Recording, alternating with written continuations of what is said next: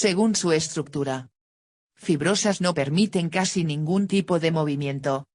Cartilaginosas permiten ligeros movimientos. Sinoviales forman la mayoría de las articulaciones del cuerpo. Son las más móviles. Las articulaciones sinoviales están formadas por 1. Cartílago articular, recubre los extremos articulares de los huesos para facilitar el movimiento y evitar el desgaste. Es de carácter hialino. 2. Cápsula articular, está formada por haces de fibras de colágeno que encierran por completo los extremos de los huesos y los mantienen fijos entre sí. 3. Membrana sinovial, recubre la superficie interna de la cápsula articular, insertándose en los bordes del cartílago. Produce el líquido sinovial, que nutre el cartílago y lo lubrica, facilitando su deslizamiento. Los tipos de articulaciones sinoviales según su forma y función son: 1. Planas, articulaciones planas o ligeramente curvas. Permiten movimientos deslizantes en un solo plano, eje esternocostal e intercarpianas. 2. En bisagra, se mueven en un plano alrededor de un solo eje. Una superficie cóncava de un hueso se articula con la convexa de otro. Solo permiten la flexión y la extensión, eje, rodilla y codo. 3. En pivote o pivotantes, son uniaxiales, se mueven alrededor de un solo eje. Una superficie cónica de un hueso se articula con la depresión de otro. Facilitan la rotación, eje, articulación del cuello. 4. En silla de montar, son biaxiales, se mueven en dos ejes, y las caras son cóncavas y convexas, eje, articulación carpo-metacarpiana del pulgar. 5. Esféricas, son multiaxiales, se mueven en varios ejes, y muy móviles. Una superficie esférica se mueve dentro de una cavidad, eje, cabeza del fémur en el acetábulo del hueso ilíaco. 6. Condíleas, son biaxiales y permiten el movimiento en dos planos, anterior-posterior. Derecha-izquierda, eje, articulación metacarpofalángica. 1.3. Patologías más frecuentes del aparato locomotor. Es muy importante saber cuáles son las enfermedades articulares, ya que su conocimiento nos ayudará a la hora de movilizar a personas dependientes. Estas son: 162. 1. Artritis, es la inflamación en las articulaciones. Puede ser aguda, con gran intensidad pero de corta duración, o crónica, cursa con menos dolor pero es de larga duración. Produce dolor articular, inflamación, eritema o enrojecimiento, aumento del calor local y disminución de la movilidad. 2. Artritis reumatoide en el adulto, es una inflamación crónica y progresiva que afecta a varias articulaciones, tiene carácter invalidante y su causa es desconocida. Cursa con dolor, inflamación, deformidad de las articulaciones y dificultad para la movilización, principalmente de manos y pies. 3. Artrosis, es una enfermedad degenerativa articular no inflamatoria que afecta principalmente a mujeres mayores de 45 años. Sus síntomas son dolor a la movilización, ligera inflamación y aumento de temperatura. 4. Gota o artritis gotosa, enfermedad producida por aumento de ácido úrico, con formación de cristales en las articulaciones. Produce dolor en la articulación afectada, que aumenta con la presión y el roce, acompañado de inflamación y con alteraciones del riñón añadidas. 2. Empleo de técnicas de movilización, traslado y deambulación. 2.1. Posiciones anatómicas. Las personas que tienen disminuidas sus capacidades debido a enfermedades, procesos degenerativos o a su avanzada edad, necesitan ayuda para su movilización, traslado o deambulación. De esta forma, requieren de asistencia para realizar movimientos, incluso los más imprescindibles, los cuales deben Ser ejecutado siguiendo las normas establecidas para evitar daños, disminuir riesgos y favorecer la comodidad. El conocimiento de principios anatómicos básicos, así como de diferentes posiciones y técnicas de movilización serán necesarios para la realización de un trabajo adecuado en este ámbito.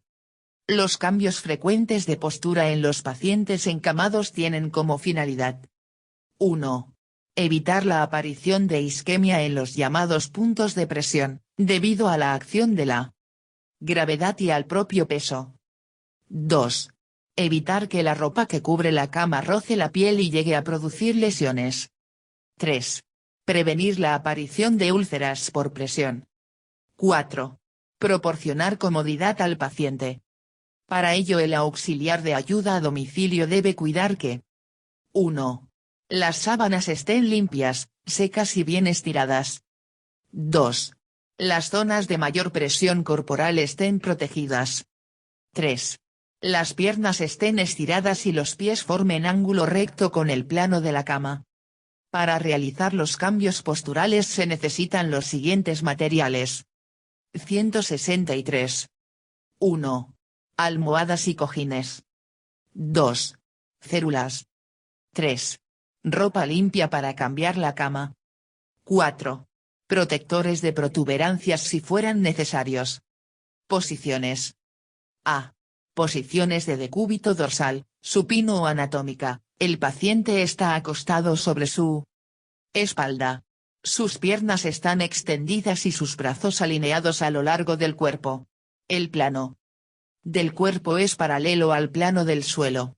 Es una posición utilizada para la exploración del tórax, abdomen, piernas y pies así como para la palpación de las mamas en las mujeres. También se emplea para comenzar con la higiene del enfermo y como punto de partida para diferentes movilizaciones. Normalmente es la postura que suele permanecer la persona la mayor parte del tiempo en la cama, si no está sometido a un programa de cambios posturales. B. Posición de decúbito lateral izquierdo y derecho, el paciente se halla acostado de lado. Las piernas extendidas y los brazos paralelos al cuerpo. El brazo inferior, es decir, el que queda del lado sobre el que se apoya, está ligeramente separado y hacia adelante, evitando que quede aprisionado debajo del peso del cuerpo. La pierna que no está en contacto con la superficie de apoyo, está ligeramente flexionada para dar mayor estabilidad. El eje del cuerpo es paralelo al suelo. Es una posición que se emplea para dar cambios posturales en los enfermos encamados y para prevenir aspiraciones broncopulmonares en enfermos que puedan vomitar. También, para la administración de enemas de limpieza o para realizar la higiene del paciente. Zona anal, genital, etc. Es de mucha utilidad en las embarazadas para evitar el síndrome de hipotensión en decúbito supino que se produce como consecuencia de la compresión del útero sobre la vena cava inferior. 164. C. Posición de decúbito prono, también llamado decúbito ventral. El enfermo se encuentra acostado sobre su abdomen y pecho. La cabeza girada lateralmente. Las piernas extendidas y los brazos también extendidos a lo largo del cuerpo. El plano del cuerpo paralelo al suelo. Esta posición se utiliza para las exploraciones de espalda, así como alternativa para cambios posturales, salvo en pacientes con lesiones torácicas, cardíacas, con respiración asistida, etc. En las que está contraindicada. Las tres posiciones son fundamentales para los enfermos encamados, ya que los cambios posturales realizados frecuentemente, cada 2-3 horas, evitan la aparición de úlceras por presión, al evitar una presión excesiva, mantenida durante mucho tiempo sobre una parte o zona corporal. D. Posición de Fowler, el paciente se halla semisentado, formando un ángulo de 45°. Las piernas están ligeramente flexionadas y los pies en flexión dorsal. Existen dos variantes que se denominan posición de semi-Fowler en la que la inclinación es de 30, y se utiliza básicamente para cambios posturales y para transporte del enfermo, cuando su estado lo permita, y la posición de Fowler alta en la que la inclinación es de 90. Los enfermos con patologías respiratorias, enfermedades pulmonares obstructivas crónicas, tales como el asma, enfisema, bronquitis crónica, etc., prefieren esta posición para estar en la cama, puesto que facilita la respiración. Se utiliza para cambios posturales y exploraciones de cabeza, ojos, cuello, oídos, nariz, garganta, cambios de cánula traqueal, y pecho. Posición de Sims, también llamada posición de semiprono. Es similar al decúbito lateral. Pero el brazo que queda en la parte inferior se lleva hacia atrás y el otro se coloca en flexión del codo. La cadera superior y rodilla del mismo lado están flexionadas sobre el pecho. La cabeza está girada lateralmente. En esta posición se colocan los enfermos inconscientes para facilitar la eliminación de las secreciones. Es una posición frecuente para la exploración del 165. Recto. También se utiliza para la administración de enemas y medicamentos por vía rectal. Posición ginecológica. La paciente se halla acostada boca arriba. Las piernas colocadas sobre los estribos. Rodillas y cadera flexionadas 90. Muslos en abducción. Esta posición es utilizada en ginecología para el examen manual de pelvis, vagina, recto y para la exploración de la embarazada. Es también la posición a adoptar en el parto y en la cirugía vaginal.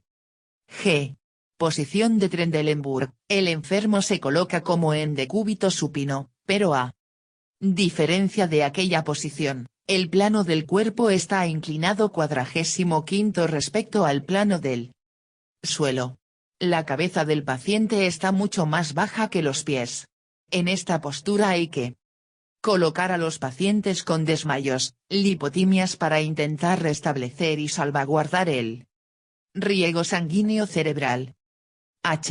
Posición de Morestigno anti-Trendelenburg, es la posición contraria a la anterior en la que el plano del cuerpo está inclinado 45° respecto al plano del suelo pero la cabeza está mucho más elevada que los pies. Esta posición es utilizada en pacientes que presenten problemas digestivos con reflujo gastrointestinal, hernias de hiato y enfermedades respiratorias. Posición genupectoral, también conocida con el nombre, aunque menos frecuente, de posición mahometana. El paciente adopta una posición similar a la que adoptan los mahometanos para sus prácticas religiosas. El paciente se coloca boca abajo apoyado sobre su pecho y rodillas. Para colocarse en esta posición primero se arrodilla y luego flexiona su cintura de forma que sus caderas quedan arriba y la cabeza abajo en el suelo. Sirve para 166. Exploraciones del recto y ano. Posición de Roser, se acerca el paciente al lateral de la cama en decúbito supino o a la cabecera si ésta se puede bajar, de forma que la cabeza quede colgando fuera de la cama y los brazos extendidos a lo largo del cuerpo. Está indicada en la higiene del cabello del paciente. Exploración faríngea y en la intubación endotraqueal. 2.2. Técnicas y ayudas técnicas para la deambulación, traslado y movilización en personas dependientes. Existen múltiples técnicas de movilización que requieren tener en cuenta unas normas generales para la movilización. 1. Separar los pies, uno al lado del objeto y otro detrás, girar el pie más próximo en la dirección hacia la que nos desplazamos. 2. A partir de la posición de agachados, posición de sentados, mantener la espalda derecha, que no siempre es vertical. 3. Una espalda derecha hace que la espina dorsal, los músculos y los órganos abdominales estén en alineamiento correcto. 4. Se minimiza la comprensión intestinal que causa hernias. 5. Cuello y cabeza deben seguir la alineación de la espalda. 6. Dedos y manos han de extenderse por el objeto para ser levantados con la palma. Los dedos solos tienen poca potencia. 7. Acercarse al objeto, brazos y codos al lado del cuerpo. Si los brazos están extendidos, pierden mucha de su fuerza. Ayudas técnicas para la deambulación.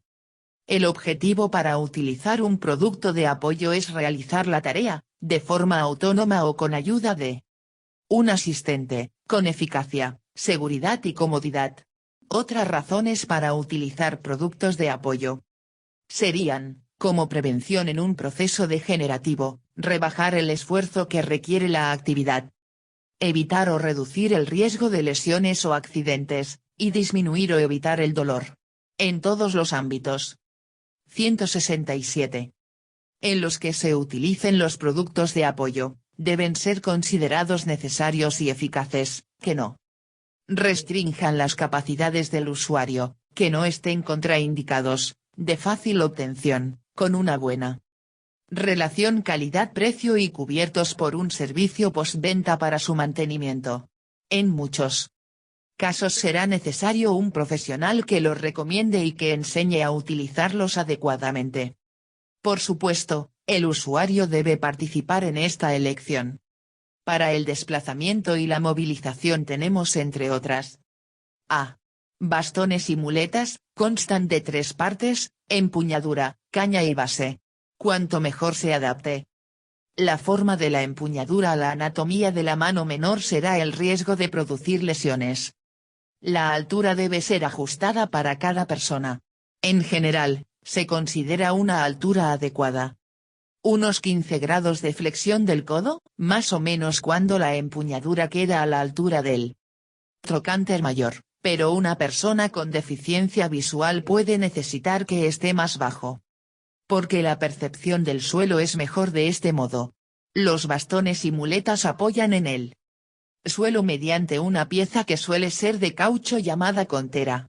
La contera no debe estar desgastada y debe apoyar en el suelo en toda su superficie. Existen conteras que proporcionan mejor agarre en terreno húmedo o irregular. Tipos de bastones y muletas. 1. Bastones que solamente tienen una empuñadura para la mano. 2. Muletas de codo, con una banda de apoyo en el antebrazo. El apoyo de las muletas de codo a veces es una abrazadera cerrada y barra o basculante, que sujeta la muleta en el antebrazo, evitando que se caiga, por ejemplo, al soltar la mano para abrir una puerta. 168. 3. Muletas de apoyo en antebrazo para descarga de las muñecas. 4. Muletas axilares, aunque se llamen axilares, el apoyo debe recaer sobre el tórax para evitar graves lesiones. Las muletas axilares permiten estar apoyado, dejando las manos libres para alcanzar objetos. 5. Bastones de 3 o más patas, pueden tener una empuñadura sencilla o similar a las muletas de codo. B. Andadores. Tipo de andadores. 1. Con 4 patas sin ruedas, algunos disponen de 2 empuñaduras más bajas para ayudar a levantarse. Para caminar con un andador sin ruedas es necesario dar un paso y levantar el andador, por lo que requiere estabilidad suficiente en bipedestación. 2. Andadores con ruedas, pueden llevar 2 o 4 ruedas. Los de 2 ruedas delanteras y 2 ruedas conteras son muy difíciles de utilizar en terreno irregular, alfombras, irregularidades del suelo. Los andadores con 4 ruedas se desplazan mejor en terreno. 169. Irregular, pero es imprescindible que la persona tenga la fuerza, destreza y capacidad de reacción suficiente para accionar los frenos. 3. Andadores posteriores, el andador está situado detrás de la persona y dispone de un mecanismo de bloqueo para que no se desplace hacia atrás. 4. Andadores con sujeción para los pies y barra o para los antebrazos u otras partes del cuerpo. Estos andadores disponen de muchas piezas para adaptarlo a las necesidades del usuario. C. Sillas de ruedas. Si la persona va a permanecer varias horas en la silla de ruedas, es necesario que el asiento y el respaldo sean firmes, es decir, que dispongan de una base rígida, que no significa dura, que proporcione estabilidad. Además será imprescindible dotar a la silla de los accesorios adecuados para el control de su postura. También puede ser necesario utilizar una silla de ruedas basculante o reclinable para facilitar los cambios de postura. En una silla de ruedas distinguimos dos partes, el chasis o estructura básica, que permite el desplazamiento, y el soporte corporal, que llamaremos asiento en sentido amplio, formado por el asiento propiamente dicho, respaldo, reposacabezas, reposapiés, reposabrazos y sus accesorios.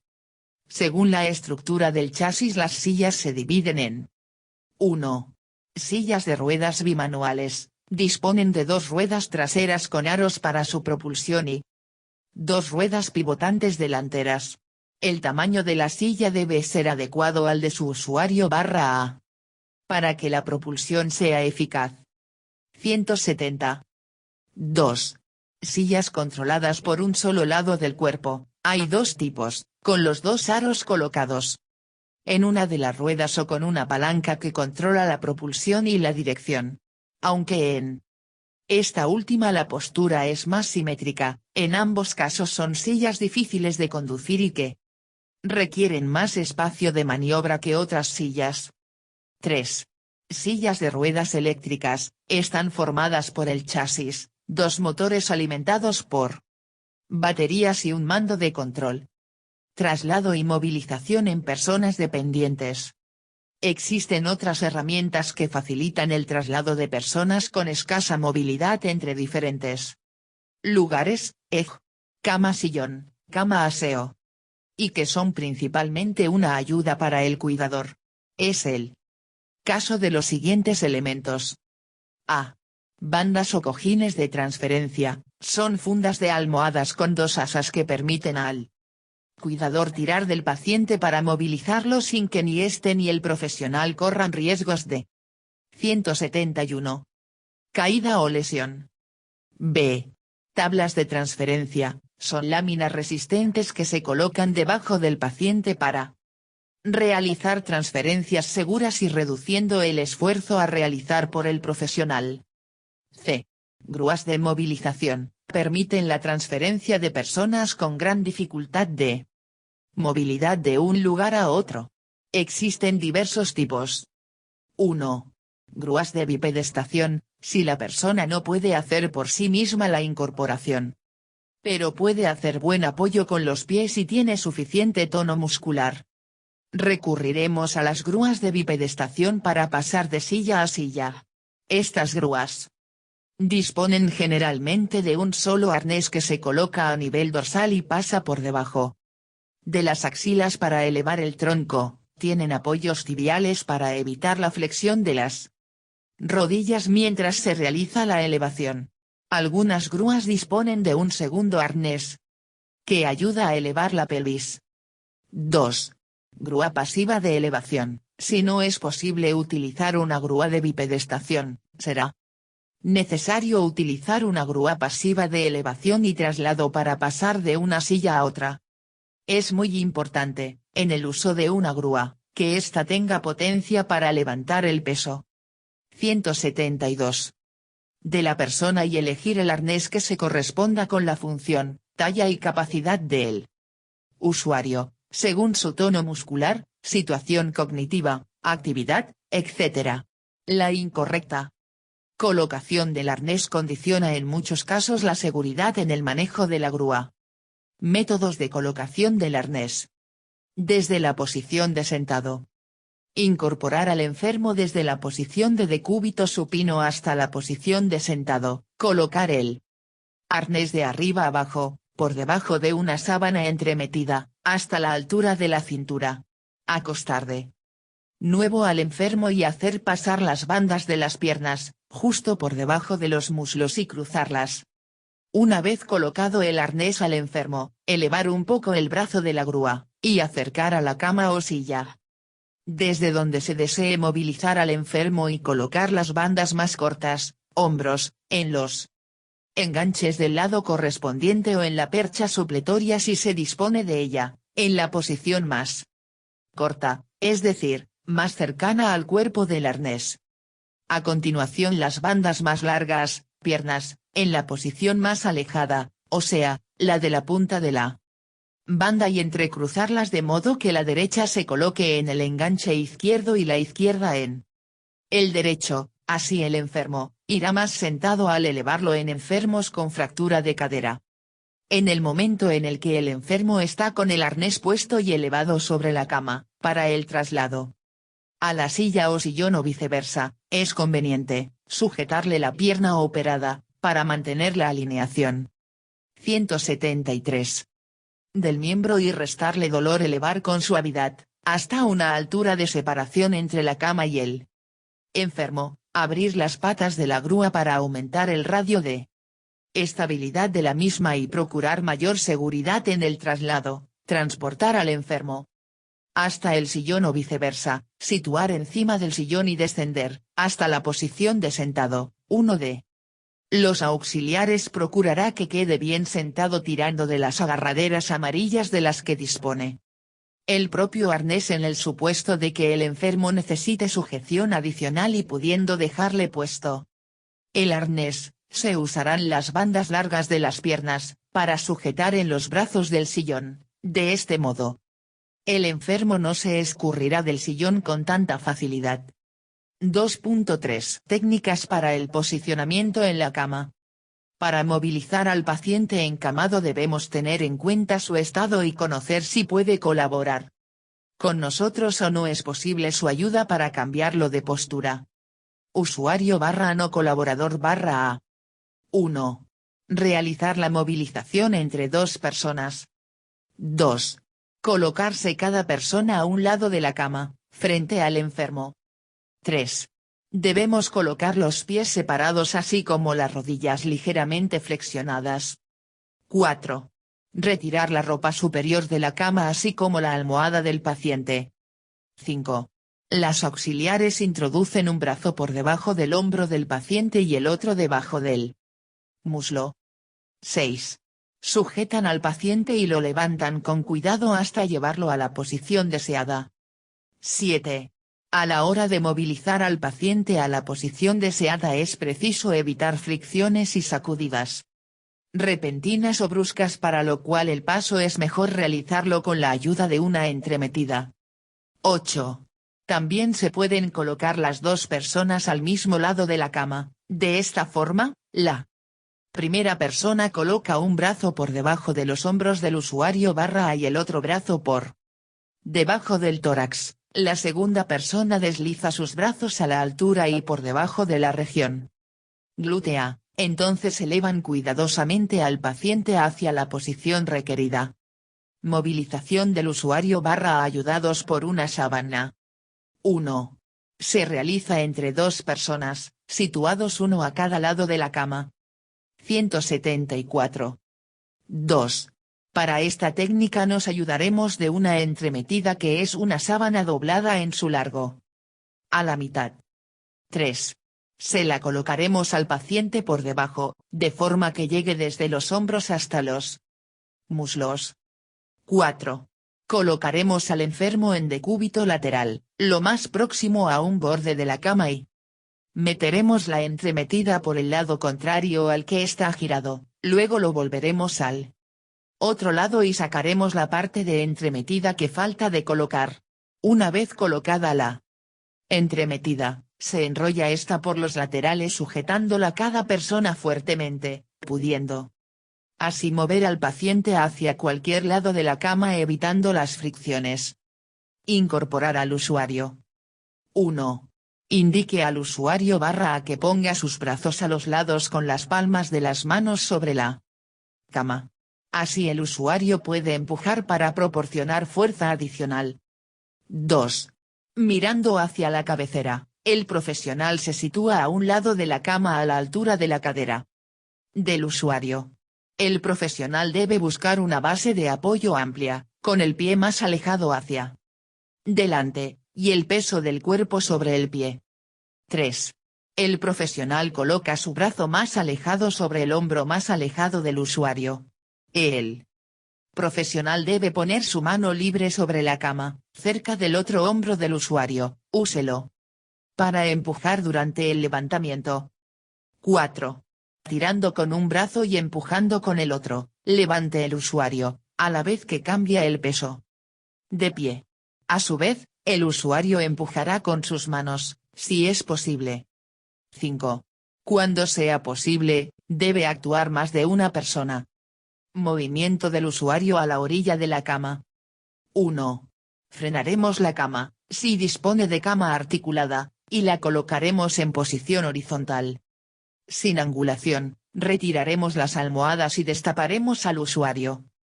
2. Nos colocaremos en el lado de la cama hacia el que queremos desplazar al usuario, y colocaremos el brazo más próximo del usuario sobre su tórax. 3.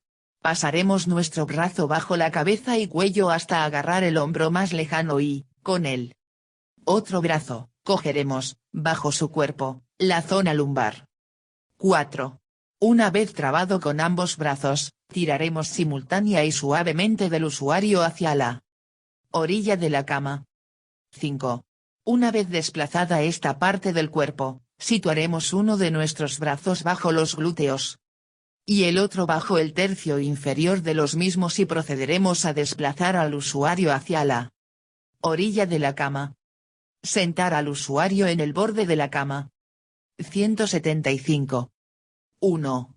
El auxiliar adelanta un brazo, el más próximo a la cabecera, y rodea los hombros del enfermo. Y el otro lo coloca en la cadera más lejana del enfermo, también puede situarse por debajo de los muslos, sujetando la pierna distal. 2. Con esta mano hace que la cadera y las piernas giren de modo que queden colgando del borde de la cama, y con el otro brazo ayuda a erguir el tronco. Estos pasos deben realizarse en un solo movimiento. Subir al usuario hacia la cama. 1. Si el usuario coopera, le retiraremos la almohada con cuidado. 2. Con el usuario acostado, le diremos que flexione las rodillas, apoyando ambos pies en la cama. Y le pediremos que se agarre al cabecero de la misma con ambas manos. 3. Le pasaremos el brazo más cercano al usuario por debajo de la espalda a la altura de los hombros, sujetándole el hombro más alejado de nosotros, y el otro brazo se le pasará por debajo de los muslos. 4. Una vez preparados, indicaremos al usuario que realice fuerza hacia arriba, ayudándose de sus manos agarradas al cabecero, y de sus piernas apoyadas el colchón, a la vez que nosotros colaboramos en el movimiento, hasta que quede bien colocado. 5. Le colocamos la almohada. Si el usuario no colabora, se pierde realizar el movimiento con la sábana entremetida, pero es necesaria la actuación de 2 personas. Otra posibilidad entre 2 personas en movilización es sujetando cada una de ellas un hombro y un muslo, situamos ambos a cada lado de la cama. Vigilar. En ambos casos la posición corporal mientras se realiza la técnica, utilizando como fuerza motriz las piernas, iniciando el movimiento con las rodillas flexionadas y con el pie más cercano al cabecero. Mirando en dirección al movimiento y manteniendo la espalda recta. 176. 2.4. Orientación a la persona dependiente y a sus cuidadores principales. La inmovilidad es un problema sanitario muy importante en las personas dependientes. Los cuidados ante problemas de movilidad dependen, por una parte, del usuario, su estado general y mental y, por otra, de su familia y entorno. Es fundamental intentar mantener las capacidades funcionales del usuario / evitar posibles complicaciones y lograr una adecuada calidad de vida, tanto a la persona dependiente como a sus cuidadores se les debe instruir en las diferentes técnicas de movilización. Cuidados. Para facilitar por un lado la autonomía del usuario y por otro el trabajo del cuidador.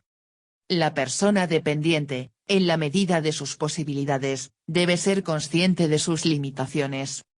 Para poder participar y colaborar en las diversas técnicas aprendidas, por otro lado el cuidador principal debe asumir los cambios que se van a producir en su vida diaria y la necesidad de formación en este nuevo área, en caso de no tenerla y la necesidad de apoyo y ayuda. Con respecto a las recomendaciones y cuidados específicos del usuario con problemas de movilidad, señalaremos 5 fundamentales. 1. Actividad. 2. Capacidad funcional. 3. Cuidado de la piel. 4. Alimentación. 5. Eliminación. 1. Actividad. El usuario debe levantarse a diario, si no es capaz de caminar, debe levantarse a una silla, y solo en casos de suma necesidad permanecer en cama día y noche. Siempre que pueda debe colaborar en su cuidado personal, aseo, alimentación y vestuario. Para mantener el tono físico, el usuario debe realizar flexiones y extensiones de las extremidades y del tronco. Y evitar la tendencia a encorvarse.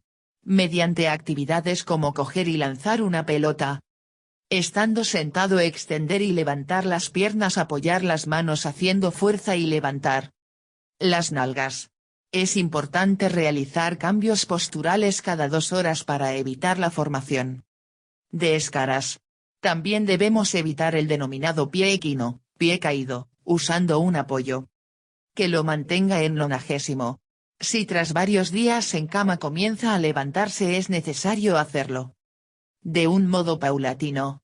Debemos fomentar el movimiento del usuario a siempre que no exista contraindicación médica, siendo fundamental implicar al usuario y a la familia en los procesos de recuperación. 2. Capacidad funcional. El usuario debe usar la memoria, imaginación y el lenguaje. Esto favorecerá el estado anímico y su capacidad mental.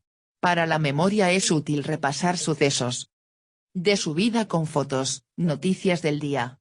La imaginación se puede ejercitar si se le pregunta qué espera del día, cómo solucionar algún problema. Las preguntas deben tener un acento 177. Optimista.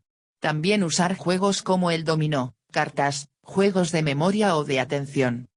3. Cuidados de la piel, especial cuidado en usuarios encamados por estar expuestos a importantes problemas como escaras o infecciones. 4. Alimentación. Las personas con movilidad reducida pueden sentir poca sed y se deshidratan con facilidad. Debe administrarse en pequeñas cantidades entre 1,5 y 2 litros diarios de agua. Puede restringirse después de cenar para disminuir la orina durante la noche. 5. Eliminación. El usuario con problemas de movilidad puede sufrir incontinencia de orina o deposiciones, con maceración e infecciones en la piel. También es habitual que aparezca estreñimiento y retención de orina con molestias e infecciones urinarias. Debemos intentar que defeque a diario comiendo fibra y si es pautado por el médico, podrá tomar laxantes. En caso de incontinencia de orina se consultará con el médico para pautar las mejores posibilidades terapéuticas para cada caso, así como para retención de orina. 2.5. Fomento de la autonomía de la persona dependiente y su entorno para la mejora de su movilidad y estado físico. Un ambiente físico estimulante, con suficientes ayudas protésicas que conjuguen de manera adecuada la autonomía con la seguridad, contribuye a que las personas mayores tengan un funcionamiento óptimo en sus tareas cotidianas. En este sentido, la adaptación de la vivienda a las características de la persona mayor adquiere una gran relevancia. El ambiente social puede favorecer o prevenir la dependencia. Las actitudes y la forma de comportarse de los familiares y el entorno social más próximo ante el deterioro de la salud de las personas de edad avanzada influyen en el grado de autonomía e independencia que muestran. Las conductas de los familiares que pueden agudizar la dependencia son las siguientes. 1. Con el fin de ayudar a la persona mayor en sus problemas de autonomía, los familiares acometen en ocasiones distintas tareas por ellos. En principio, esta situación es positiva. Sin embargo, no lo es tanto cuando esta sustitución se produce en actividades en las que aún pueden valerse por sí mismos, aunque sea de manera parcial. Por ejemplo, así ocurre cuando la persona mayor puede vestirse, aunque con lentitud y dificultad, y el cuidador lo hace por él o ella para evitarle complicaciones. 2. Cuando las personas mayores se consideran independientes para realizar alguna actividad y se valen de sus propios medios, los cuidadores a veces les amonestan o critican por haberse comportado así. Esto ocurre, por ejemplo, cuando el cuidador está realizando otra tarea y la persona mayor se levanta sin ayuda para cambiar de asiento. El cuidador vuelve, se da cuenta y le recrimina por no haberle llamado para que le ayude. 178. En resumen, cuando los cuidadores tienen la presunción de que sus familiares de edad avanzada no son capaces de realizar alguna actividad o de mejorar en algo, es posible que acaben prestando a su familiar más ayuda de la que en realidad necesitan. Es necesario que la familia o la persona cuidadora tenga siempre en cuenta que cuidar significa ayudar. Solo lo necesario. 3. Toma de constantes vitales. Las constantes vitales son aquellos parámetros que nos indican el estado hemodinámico del paciente.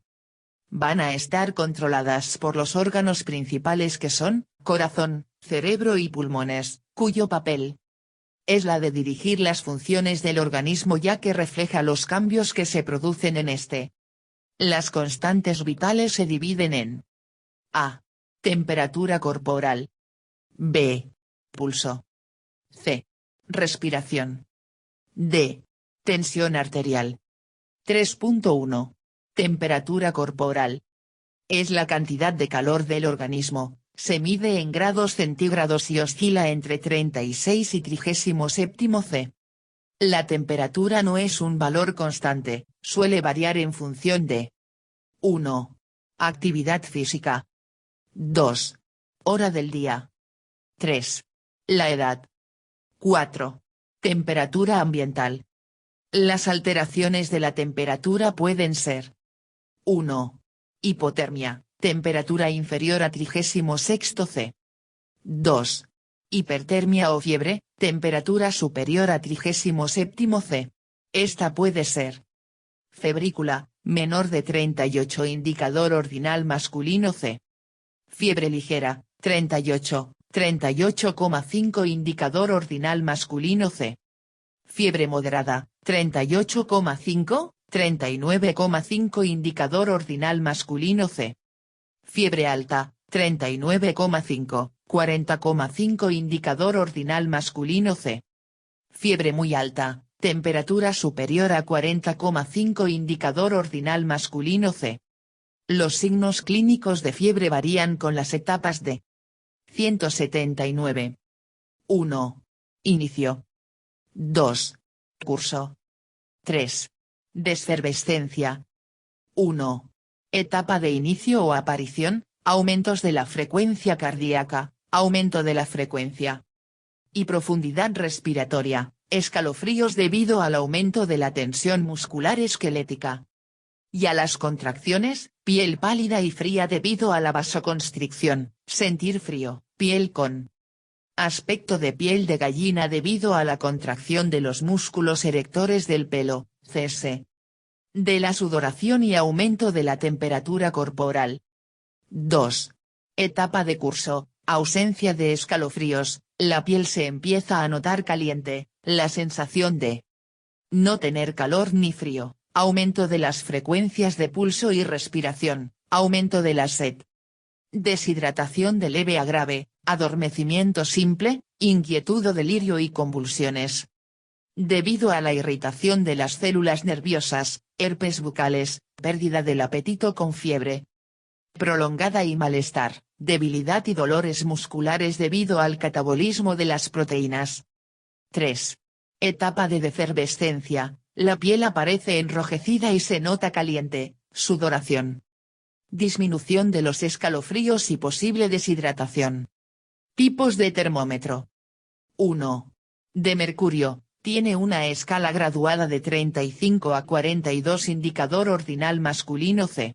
Desde abril del 2009 ya no se fabrican ni venden termómetros de este tipo. Hoy en día los hospitales lo normal es que trabajen con termómetros digitales, todo depende si aún tienen existencias en el almacén.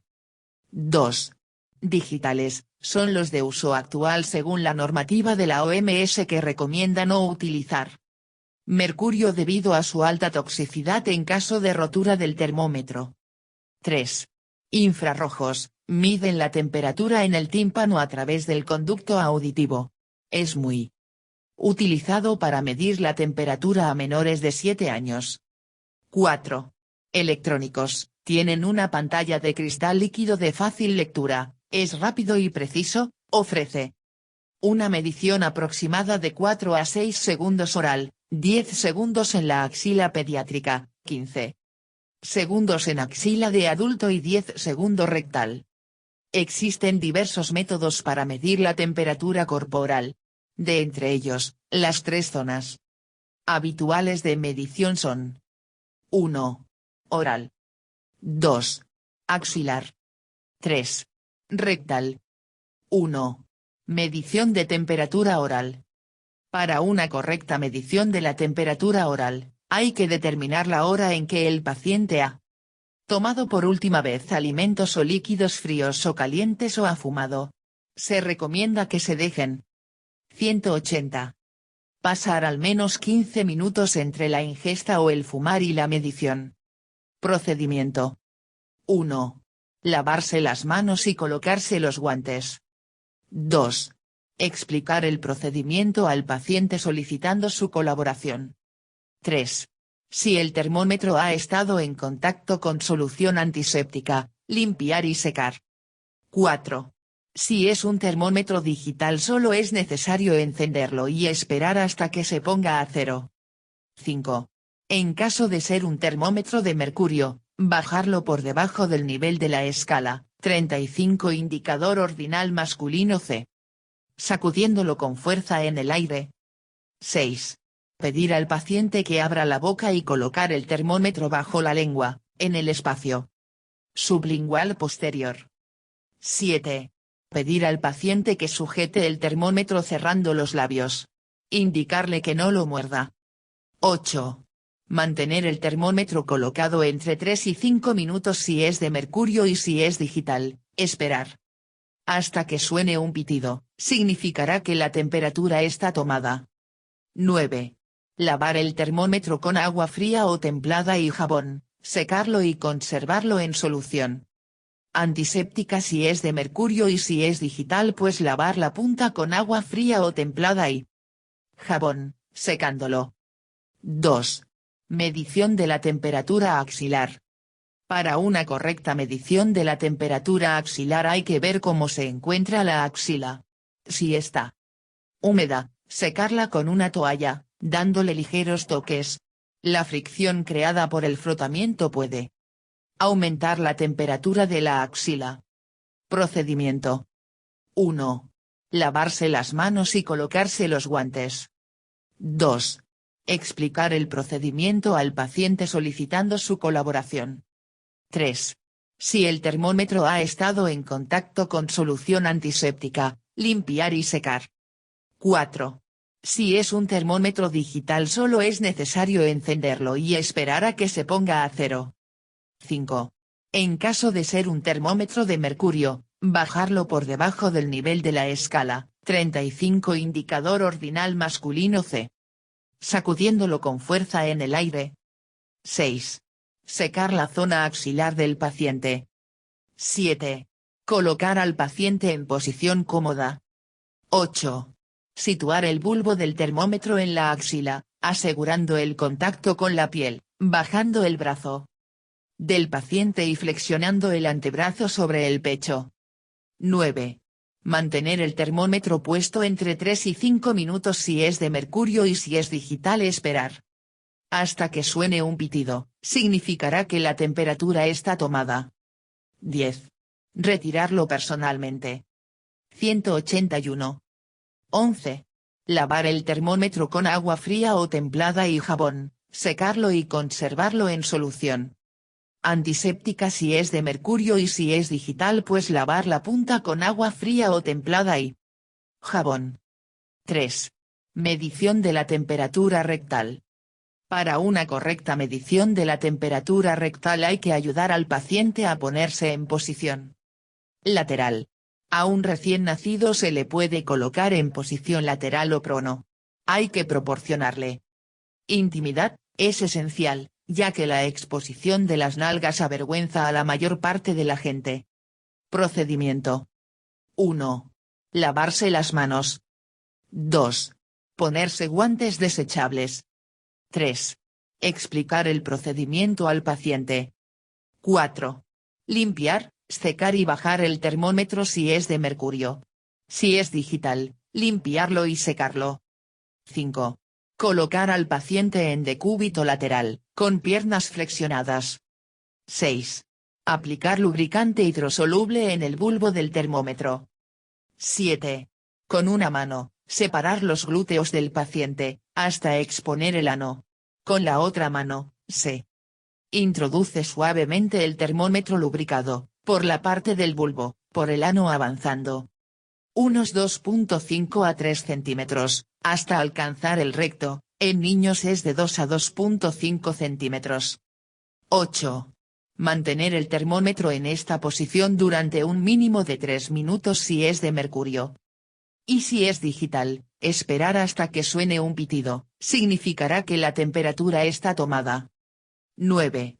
Retirar con suavidad el termómetro, limpiándose con una gasa. 10. Efectuar la lectura correctamente. Hay que tener en cuenta que la temperatura anal es entre 1/2 grado y 1 grado C, más alta que en otras zonas corporales usadas para la toma de temperatura. 11.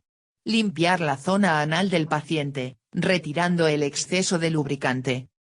12. Lavar el termómetro con agua fría y jabón, eliminando restos de materia fecal si hubiese. 13. Si el termómetro es de mercurio, conservarlo en solución antiséptica hasta su nueva utilización. 3.2. Pulso. Refleja el bombeo de la sangre desde el corazón hasta las arterias. Las características del pulso son: 1. Frecuencia, número de pulsaciones por minuto, 60 y 80 ppm. Que depende de edad, ejercicio,